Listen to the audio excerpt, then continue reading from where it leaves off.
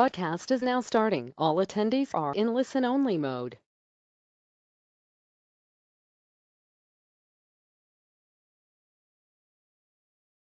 John, are you on? Yes. Hello. How are you? We are. Thanks, Mama. Thank you. We're well. This is 11 o'clock. What it says on your watch? 12? Noon. Noon. It is 12 noon. Yes. Okay. All right. Well, let's get started. Can you see my Great. screen? I can. Okay. All right. Great. Good morning. Good morning, everyone. I think to most of the audience here, it's good morning. But to some of you from the East Coast, good afternoon. Thank you so much for joining us on this webinar. My name is Mengmeng, and this picture is me a couple of years ago when I was still working at Mississippi State. But anyway, I'm still as young as I used to be, so I think this picture is still a good one. So today we have Dr. John Lea-Cox, professor at University of Maryland, to just. Oh, can you all still see my screen? I can. Yes. Irrigation, to discuss moisture sensor-based irrigation monitoring and control, and how that's will help us save water and improve plant health and potential cost benefits.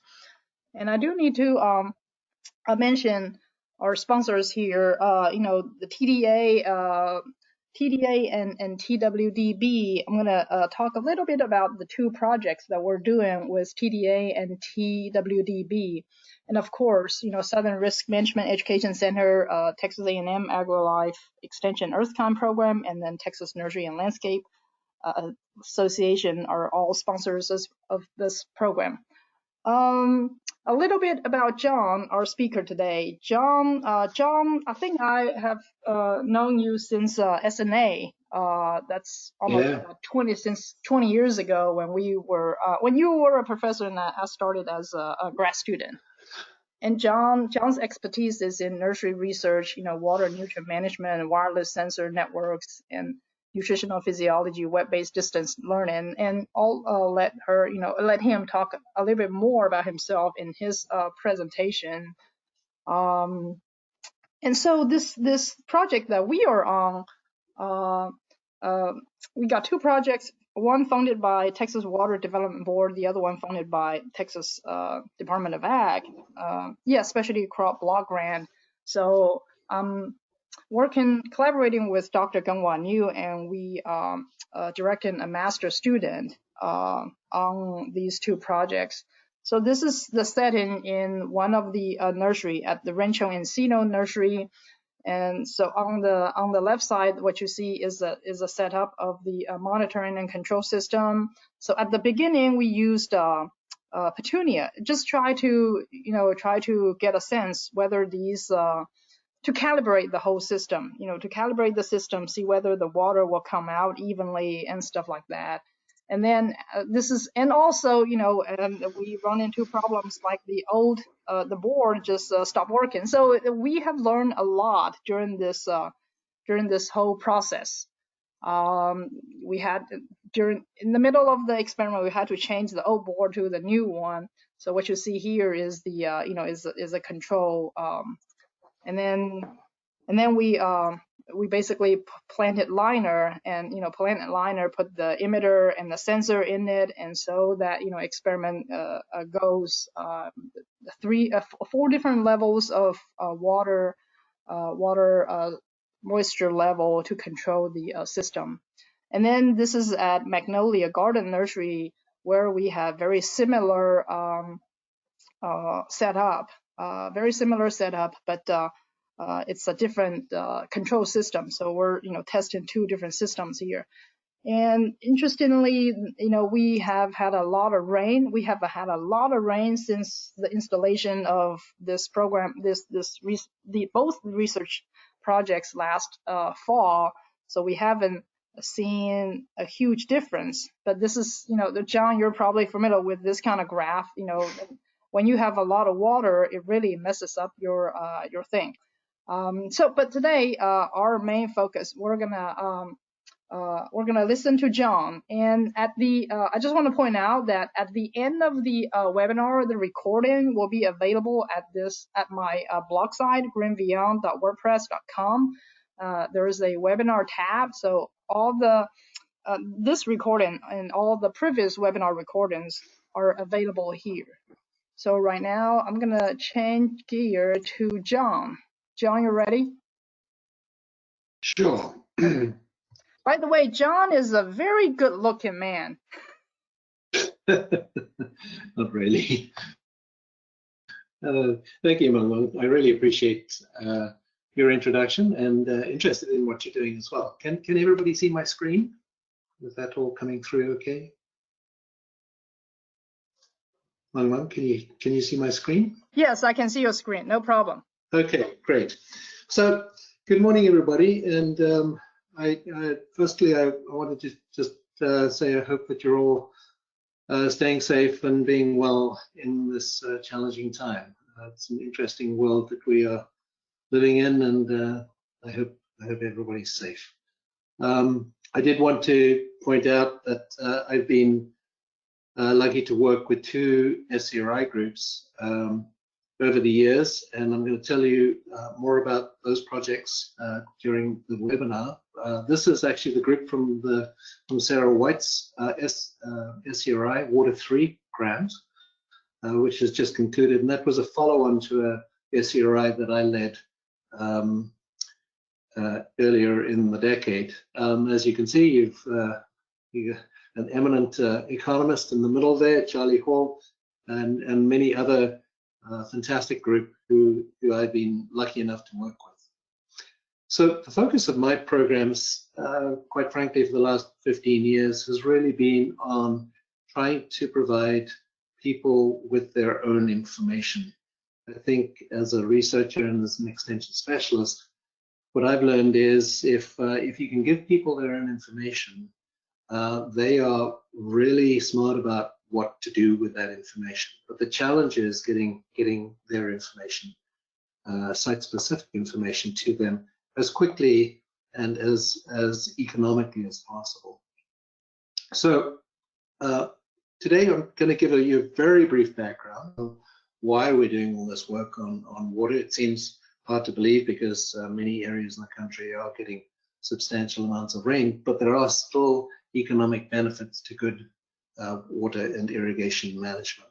So I'm going to go through our toolbar. John, hold on a second. They're Sure. saying that the screen is your screen is cut off. Oh, really? Is there anything I can do about that? Do you mind if I No, go ahead. let me well, I didn't have that problem before. Can you, let's do this. Can you show your screen instead of show your PowerPoint? How does that work? On the panel there. Yeah. On the panel there, there's a big play button. It says show, and then there's a pull down menu. You could either Does that work? No. Sorry. In the seminar, here you go. Show screen. Yeah. My screen or screen? My screen. Show your show your screen.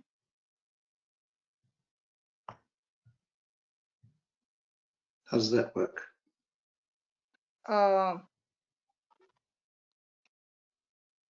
And then click on show. Yes.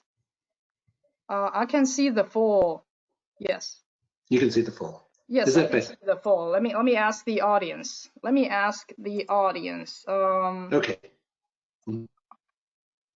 Okay. All right. So the audience is saying that. Okay. All right. Everybody good? All right. We're good to go. Thank you, John. Let's go. Sorry about that. Oh, anyway, no. Thank you very much. Okay. Good to get it. I got these Right. thumbs up. Excellent. Okay. Glad we sorted that out. So what I what I really wanted to talk about is, and get to, apart from talking about our toolbox, I really want to talk about the economic impact of reducing water applications, because I think that's probably what everybody's really interested in. And I also just wanted to talk a little bit about the difference between measuring water in a substrate with a sensor and what that tells us, and what we really should be moving towards, which is an understanding of the amount of water that's available to plants in the substrate. And that's two very different things. Then I'll get to some simple irrigation strategies and share some online resources with you. So just a very brief background. I think we're all very aware of continuing droughts in various areas of the country. Of course, the California drought a few years ago was substantial, and quite frankly, that's driven by the availability of water. Snowpack in the northern part from the Sierras, and then of course Southern California being very reliant on Colorado River water, and of course snowpack in Colorado is the major source of that water. But more and more we're relying on groundwater resources, and many areas of the world we're overtapping our groundwater resources. As you're familiar, in the Texas Panhandle area, groundwater is being impacted, as well as the Ogallala. That blue area here is the large, and the light blue is the Ogallala. And more, I think, consumers are aware of the amount of water that agriculture is using, and the amount of water that goes into various products. And so I just wanted to add a shout out to Charlie's, some of Charlie's work with Dwayne Ingram at the University of Kentucky, and Josh Knight, because Dwayne and Charlie and Josh have done some very nice work on the production footprints, that's water and nutrient footprints of greenhouse and nursery crops.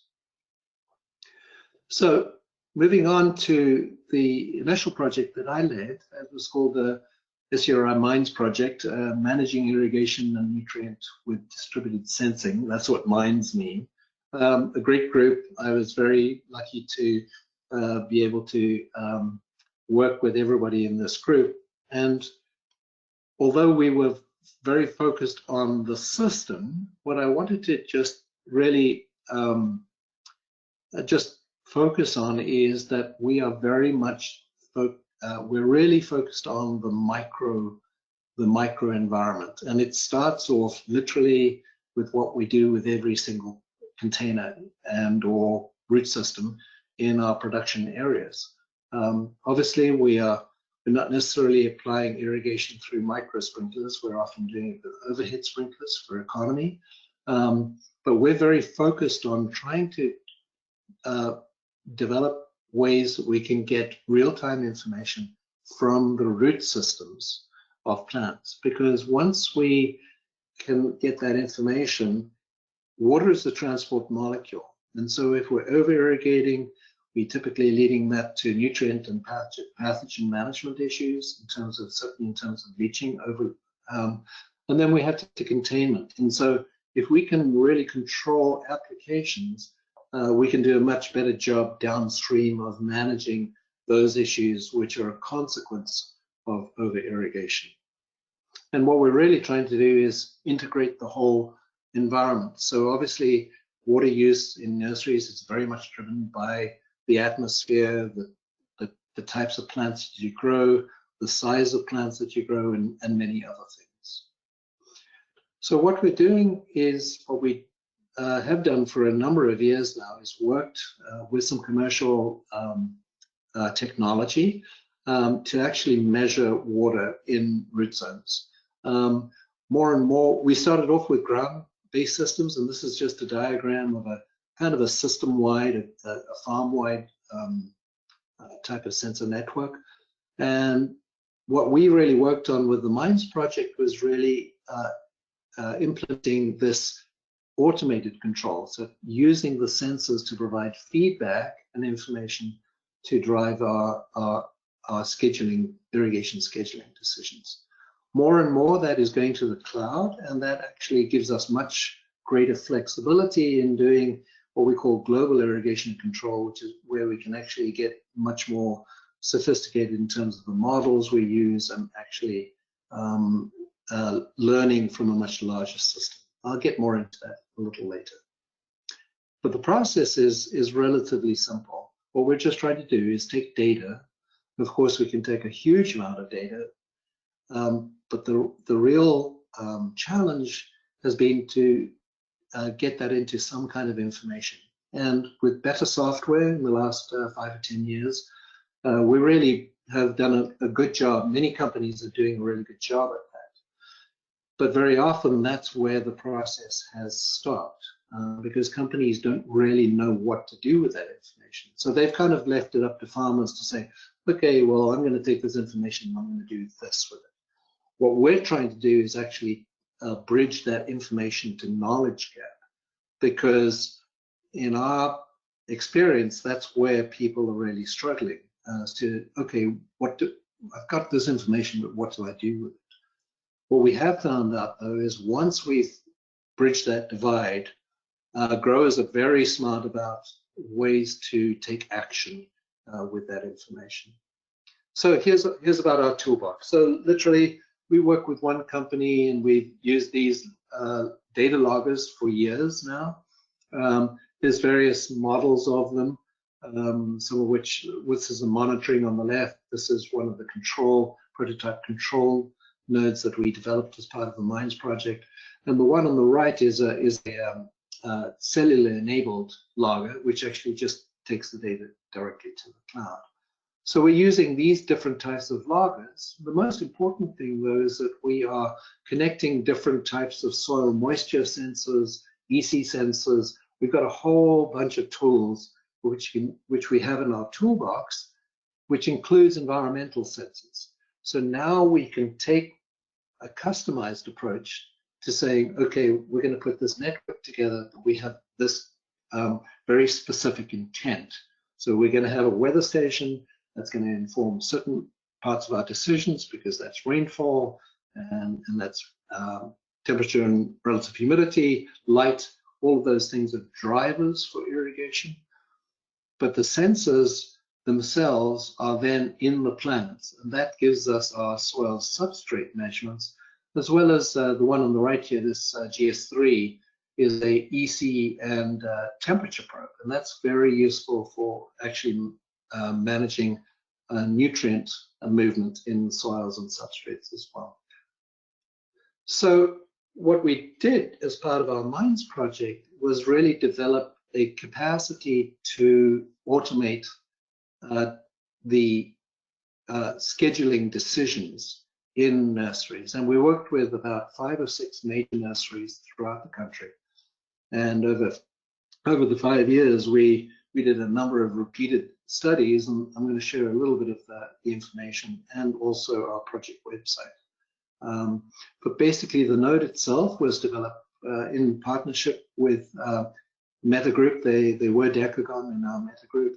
And what we did basically is just this little relay here was what we connected. I'll show you in the next slide what we connected that to. But basically, we have the sensors coming in, and basically we have the solenoid, which then determines the irrigation scheduling just through a normal latching solenoid. The nice thing about this, we developed an AC version as well as a DC version. Many growers, of course, don't have power in their nursery blocks, and so running copper cable to a solenoid farm is a big capital investment. So part of this project was to actually not require that running copper to solenoids. We could actually put this node right on a solenoid farm, and it could be completely independent of power. Hey, John. Mayhem, actually. John, Correct. somebody was saying that the voice is a little in and out. Okay, can you do something about that? No, I can't. But I can hear you all right. Okay, I'll try and speak up. Is that better? Yes, thank you. Okay, good. Anyway, Mayhem is another company, a spin-off company that basically has then taken this control node, and now they actually have a number of relays. So this is a control node that actually will power a number of different solenoids. So just at the bottom end of the slide here, you can see that this box here has a flow meter as well as a solenoid, and this is connected to the logger on the left-hand side. So it's very simple. It doesn't require power. All you have to do is run this. The node itself actually supplies the power to turn the latching solenoid on and off. It's a 12-volt solenoid. And then the flow meter is also one of the sensors that plugs into the node.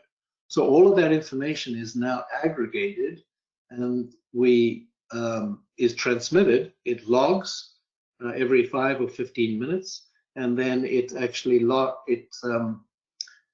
then gets transmitted either through a ground-based network or through the cloud to the software. And this is some of the software we developed as part of our project, but there is other software out there now that does very similar things. One thing that this piece of software, which is actually marketed by Mengmeng, does, it has a very precise irrigation control. So it's what we call micropulse control. It means that we can actually go down to literally pulsing 15-second or 10 or 15-second irrigation schedules. That's of course not really required on a big block. You obviously have a lot of water down laterals, so you need a longer run time to do that. But for greenhouse systems and for small high volume micro emitters, this precision management is important because it means that we can actually put a little bit of water on.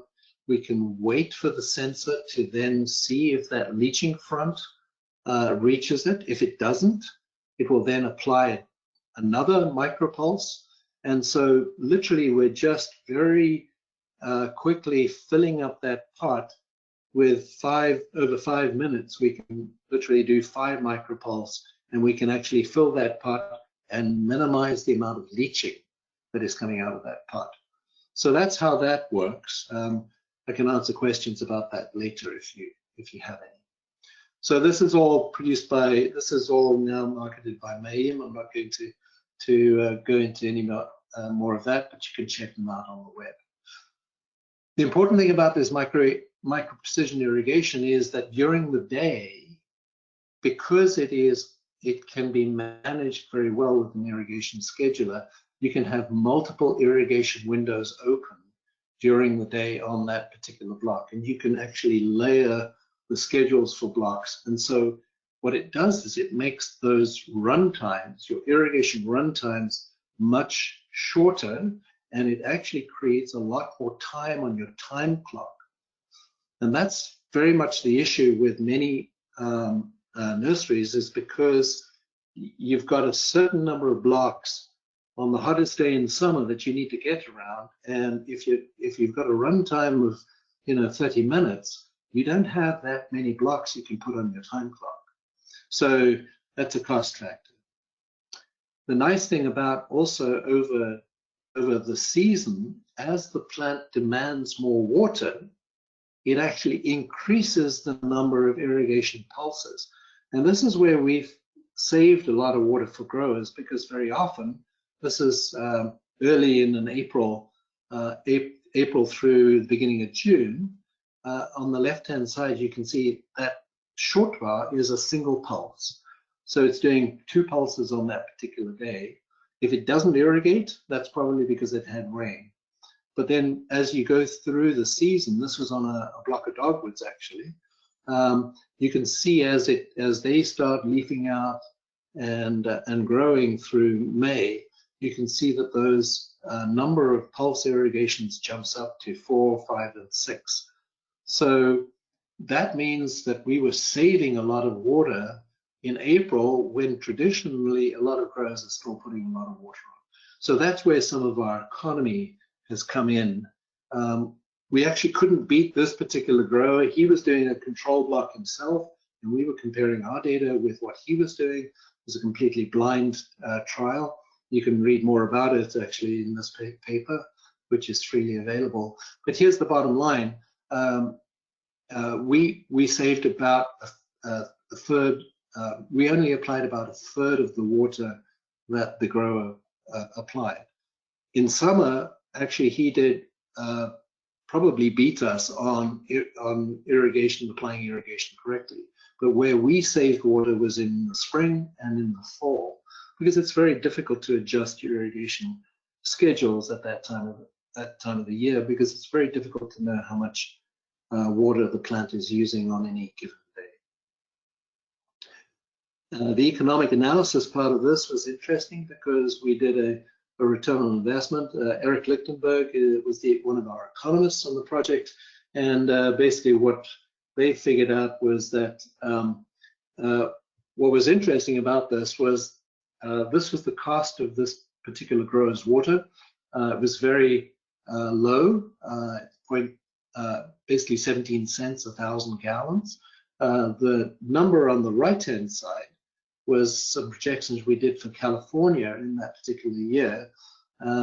Interestingly, $3 1,000 gallons is about where most public water is. The cost of most public water is certainly here on the East Coast.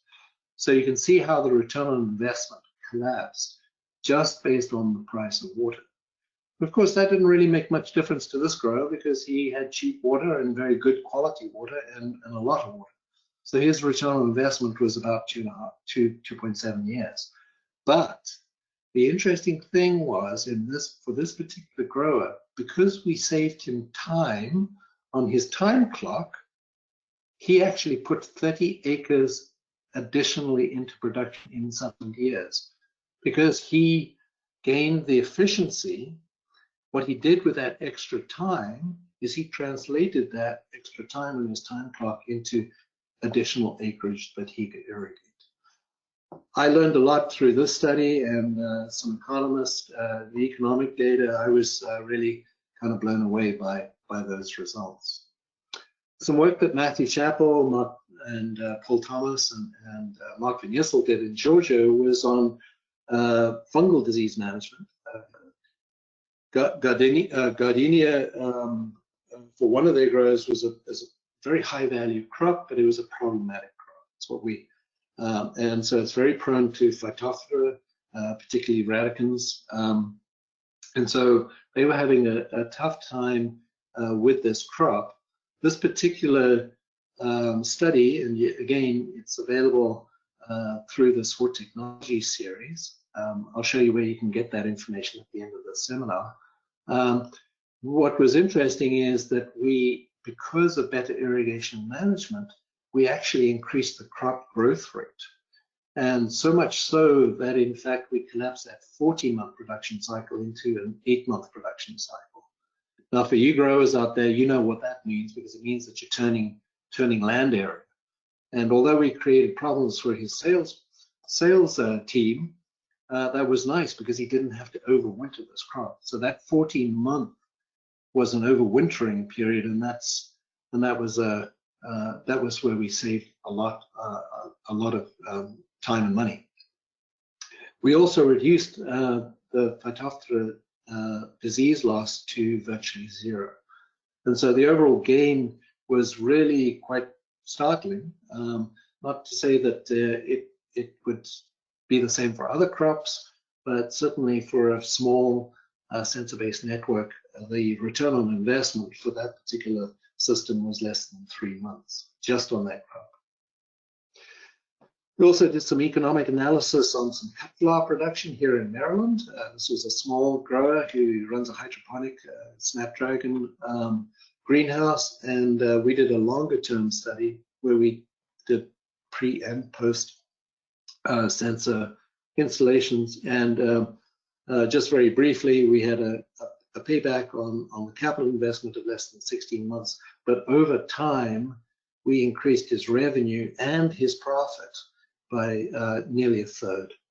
So that that really showed that this initial capital investment of the sensor network had long-term potential benefits, because the equipment lasts 3, 4, 5 years, certainly if you take care of it. Okay, so just to wrap this brief part up, you can, there's a whole bunch of economic impacts, including nutrient salinity management that Mark and Nielsel did, various other publications, and you can find those at this URL, appearsmartfarms.net, and either go into impacts. I'll also show you the publications link at the end of the webinar. But more importantly, I wanted to just talk about where we've moved on to, because although we can measure substrate water content, which is just basically soil moisture with those capacitance sensors, those sensors don't really tell us how much water is available. And I'm hoping that this might, many of you might be familiar with matrix potential, but this is where we need to go to in the future with our sensors, because what we need to be measuring is plant stress, not just the amount of water that's in the container. Okay, so what we really want to do is, how low can we go with those volumetric water content thresholds, and make sure we're still not impacting plant growth. So this is a little bit of a complicated graphic, but I'm going to walk you through it. I chose this. It's actually from Lincoln Torelli in Florida, who's done some very nice work on irrigation as well. Lincoln works mostly in sand, in soil-based systems. So he's taken this soil classification at the bottom here, the soil texture class, which many of you are sort of familiar with, and then plotted the volumetric soil moisture content, and this inch per inch is just a percentage. So you can just say this is 8, 16, 24%, 32%. Now what's interesting, at the bottom end of the scale here in sand, as we all know, sand doesn't hold very much water. So for the strawberry producers in the state, you know, they have to irrigate frequently, basically because that sand doesn't hold much water.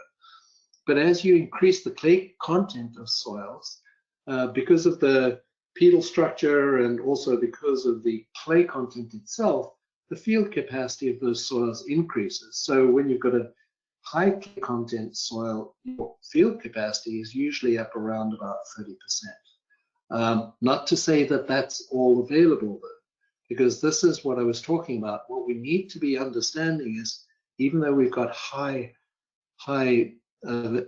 amounts of water in that soil, it's not necessarily terribly available because of the tension that the roots in that soil have to actually, the work that they have to do to extract that water.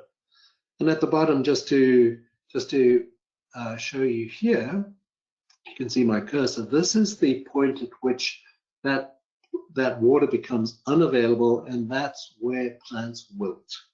And if you remember back to your soil science lectures, you'll recognize that a lot of soil scientists talk about minus 1.5 megapascals as this point of wilt.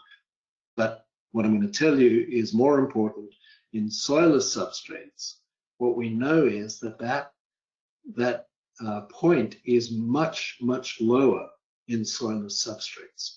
So it's not minus 1500. What we've known for a long time, and this goes back to Bunt and some folks at North Carolina and Georgia, who did some very early work, very good work. And they worked out that actually the amount of water that's available in these soilless substrates is actually very low. If you look at this, this is minus 0 to minus 100 kilopascal. That's 15 times less that's in soils. And a graduate student of mine, Brooke Bologna, has done some work with strawberries, and I'm just going to show you this graphic, because basically what he's been trying to do with strawberry is look at deficit irrigation. And I can tell you now that minus 30 kilopascal is where the standard irrigation is. But if you just went up 10 kilopascals from minus 40 to minus 50 to minus 60, he got yield losses of strawberries that were about a third. This is how sensitive crops are to soil moisture. So if there's anything I want you to take away from today's webinar, is that the amount of water that's available to plants, particularly in containers, is very low. I know I'm preaching to the choir here. You all know this. You know that's why you have to irrigate at least once a day usually. And it's hard to get into these soilless substrates because a lot of them are, they can turn hydrophobic when they get dry as well. So this is how we've traditionally measured this soil tension. Many of you are probably familiar with tensiometers. This is kind of old school technology. It's been around for 40, 50 years. Very good technology. The problem is, though, it's high maintenance and it's not connected to anything. So we can't get this continuous data. So you have to go out to the field, you have to read your dial. Yes, you can get this, it's the 25, 30 here, that's the negative, that's at minus 25, minus 30. So they're good, they're accurate, but if you break the water column, this is a porous cup. Clay is kind of a clay, sintered clay cup that you put in the soil, make sure that it's well connected, slurry it into the soil, and then you draw a tension on this column, and that's what gives you that connectivity. That what allows you to measure the amount of available water. It's much like you're sucking on a straw. It's that negative. That's exactly what a root is doing to the moisture in soils. We've moved on, and this tensiometer just to the right in the middle is much more precise, and it does give us continuous data, but they are $1,000 a piece, and that's really expensive. And so what we've also done some work with, this is an electronic metric potential sensor. They work great in soils, but in soilless substrates, unfortunately, they don't have the precision at this point for us to use them with much. I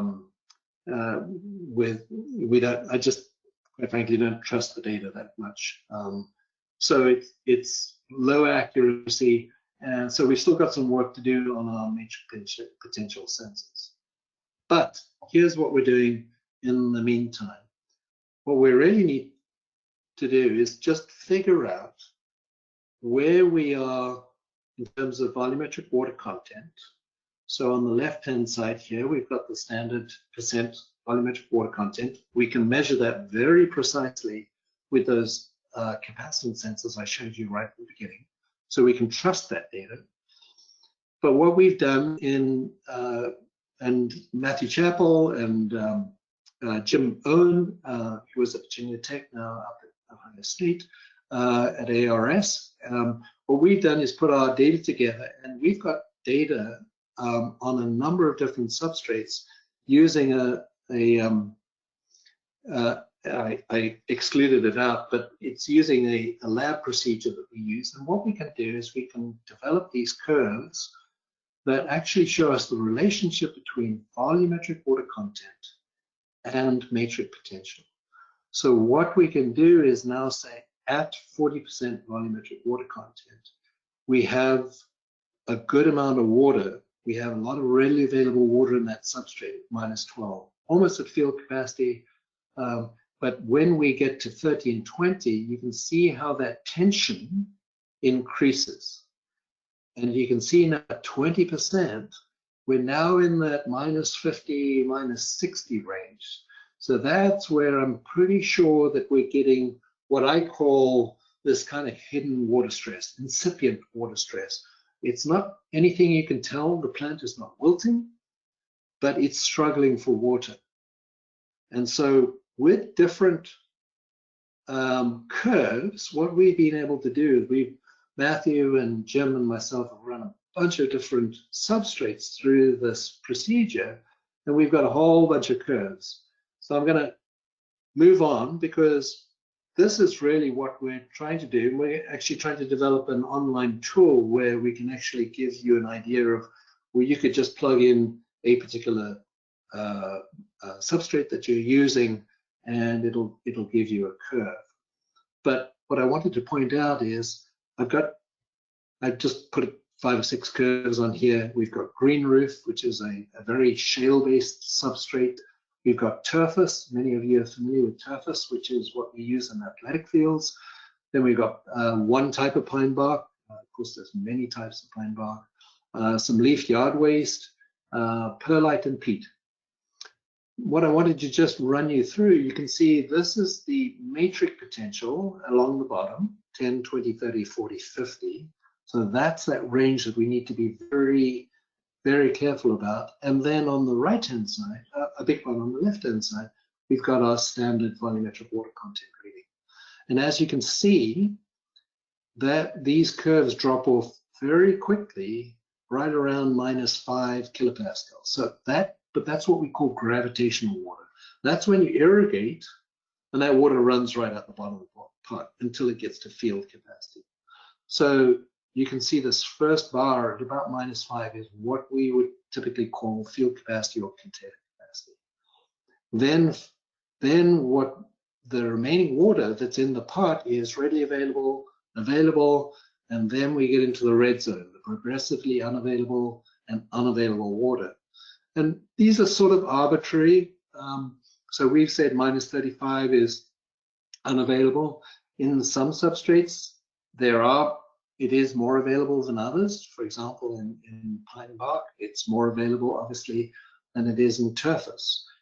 But what these curves show you is the kind of the sweet spot. So this readily available water, and the progressively unavailable water. And you can see from most substrates, you're right in between 25% volumetric water content and about 38% volumetric water content. So hopefully that will give you a little bit of additional information for you to work on. But what we are doing with that information now is I'm using some additional software called AgZoom out of Spain. I really like it because what this allows me to do is take cloud-based data and integrate all of these sensors that I've got from various loggers into one sort of portal. I'm not going to go into that now, but what I wanted to show you is some of the dynamics that we have. So, for example, the black line, this is actually real data from a grower in Southern California that I've been working with. This is actually avocado data, but I wanted to show you this because this is a kind of a field-based irrigation event where you irrigate. This black line rapidly increases. It goes actually past field capacity because actually his run time is too long. I'm going to come back to that in a little bit. But then over the next few hours, it drains. And then this black line, it's easier to see on the right-hand side here, but you can see these dynamics in the 6-inch sensor. This is day. This is the initial drainage. That is night. The next day, night, day, night. So you can see that this plant is taking up water from this particular part of the root zone fairly rapidly over a 2-3 day period. On the right-hand side, I've got the soil moisture. So he's working between about this 25 and 30% volumetric water content. And I'll talk about this blue bar that I've got across here in the next slide. But what you can tell now, that because this is just literally one logger, we've got a sensor at 12 inches, we've got a sensor at 6 inches, and now we can start interpreting. We can take that information that we've got in the software, and now what we're doing is we're translating it into knowledge. Because if we then go to what he's using, what we basically, the green bar here is actually his runtime. Okay, so you can see he's actually had a runtime of 15 minutes. In fact, it was actually longer than that. And in fact, because I can't show you the exact data, but it was actually this long time here is actually a 2-hour set. Whereas the short bar is a 1-hour set. And what's interesting is you can see from the 1 hour sets that his black line doesn't go up. He doesn't over irrigate that soil profile. So one of the things we saved water for him was literally being able to tell him, okay, you can reduce your run times because you're not leaching, you're not got this big drainage spike. But the important thing is that obviously with a shorter run time, he has to irrigate more frequently. But the dynamics allow him to show how frequently he needs to, because you can see at the right-hand side of this graph here, this is back in February. It's pretty cool, even in California at that point. But by the middle of March, you can see that these avos, actually, this is actually a Solidago block. This is actually a cut flower block. You can see that the crop has woken up and it's actually using a lot more water, probably because it's warmer. Okay, so it's actually taking up more water, and that's why we've got a lot more water use. But the important thing is we can relate that 25% or that 32% volumetric water content to the available water in the soil profile. So I ran this soil type for him through that procedure, and I can actually say now with certainty that he is, between those 2 points, he is not getting into water stress. That's what I would like to do for more, to be able to do on a more automated scale, because I think once we can translate actual water content into available water, then we'll be a lot more sure about our irrigation schedules. And obviously you can adjust the run times and the amount of frequency of your irrigation events accordingly. Okay, so I've got literally, I want to keep it to the next 3 minutes. So I'm just going to show you some quick resources. If you want a quick and dirty empirical approach to calculating your own plant available water in a pot, I've got something, an article in Greenhouse Product News, which came out a couple of years ago. Just go to this particular article, just go to GPN and just search for my name. It should come up. The article is called exactly When Should I Irrigate? And that'll just give you a little protocol. You literally take 5 plants and you can actually figure out the amount of available water you have in that particular, in your particular substrate and your particular pot size, because of course that affects that. Okay, one thing I did want to say is don't even think about using sensors until you run the basics, right? So I hate to say it, but we can save a whole lot more water if we actually do if we irrigate, if we design our irrigation systems optimally, we've run them at the correct pressure, and more importantly, we do our maintenance. So we do have a knowledge center. It's been up for a long time. Some of you may be familiar with it. It's work that a number of us put together. These are all little learning modules. You can literally log in. Just go to waternut.org and put the /Moodle. If you just go to waternut.org, you'll get to a website. Just click on Knowledge Center, and that'll take you to the Moodle site. But here, what you can do is just create your own username and password, and it just sends you a little invite to your email. You don't do anything with your information. You don't sell it, anything else. This is purely free. And if you have any problems with that, just reach out to me. I'll be happy to help you with that. But we've got about 26 learning modules in that. Most importantly, this irrigation system audit, that's the one that will give you a lot of tips about how to go around, how to design and maintain irrigation systems and run a little audit. So that's David Ross, who did a very nice job on that. So our Smart Farms website is smartfarms.net. If you go there, you'll actually, if you go to the publications, I showed you the impacts link, but if you go into the publications, we've got a whole bunch of publications and trade articles which you can actually get. They're all hyperlinked, so it'll take you directly to that article, and so you can get it very quickly and easily through that website. Big shout out to the Water 3 team. This is a fantastic project that's just finished with Sarah Whiteled. Paul Fisher at University of Florida is maintaining this knowledge center for that. This takes it to another level in terms of containment and water technology and treatment. So if you're not familiar with that, check it out at cleanwater3.org. And lastly, and also because I know Mengmeng wouldn't probably hasn't told you this, but she's got a nice article in this book, which is just coming out. Mike Reed has just, this will be out in press next month. Mengmeng's got a nice chapter in it, and I've got a chapter in it as well on pretty much what I've covered today. So if you want to check that out, if you want a proof copy of my chapter, just email me. You can get me at jlc.umd.edu. I'll be happy to send you a copy of that. And okay, we've right on 12:50. So if you have any questions, I'll be happy to turn it over to Mengmeng and answer your questions. Thanks.